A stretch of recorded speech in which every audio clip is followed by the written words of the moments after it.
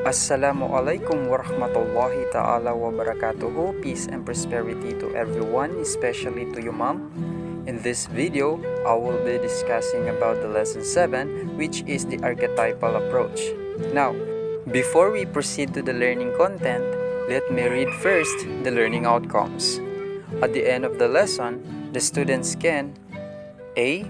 Define methodological or archetypal approach. Letter B. Determine examples of archetypes. And lastly, analyze and interpret the written literary piece using methodological or archetypal approach. Alright, what is archetypal approach? Archetypal approach, also called as methodological criticism. When we say methodological criticism, studies recurrent universal patterns underlying most literary works, for example, the hero's journey.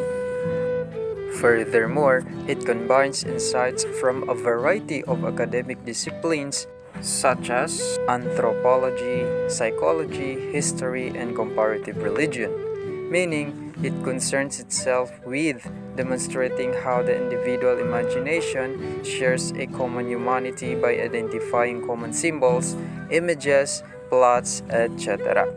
Therefore, this is an approach to literature that assumes that there is a collection of symbols, images, characters, and motifs.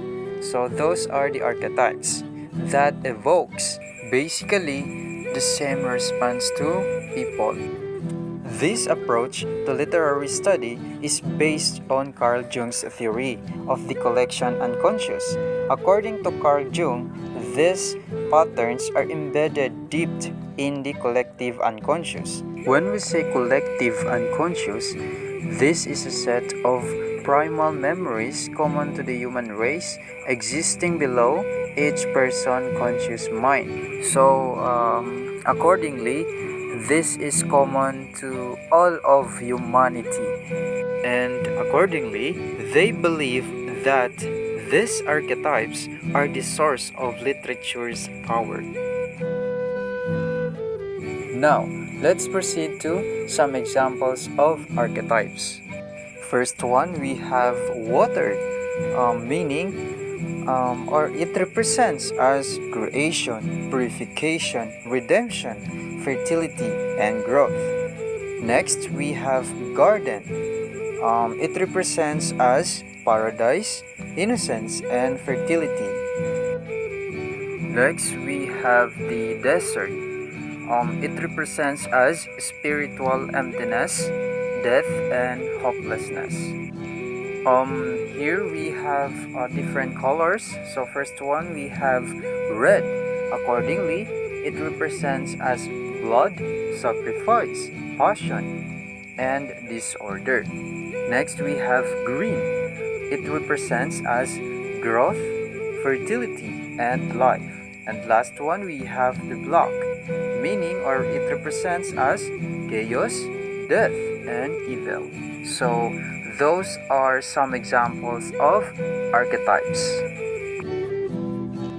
Moreover, this approach also uses Northrop Frye's assertion that literature consists of variations on a great mythic theme, such as the creation and life in paradise that pertains to garden, displacement or banishment from paradise, that is alienation.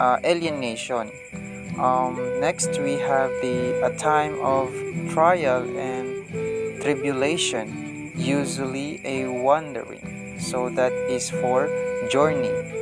Next, we have a self-discovery as a result of struggle, so that is epiphany. And lastly, a return to paradise, that pertains to rebirth or resurrection. That will be all. Thank you for listening.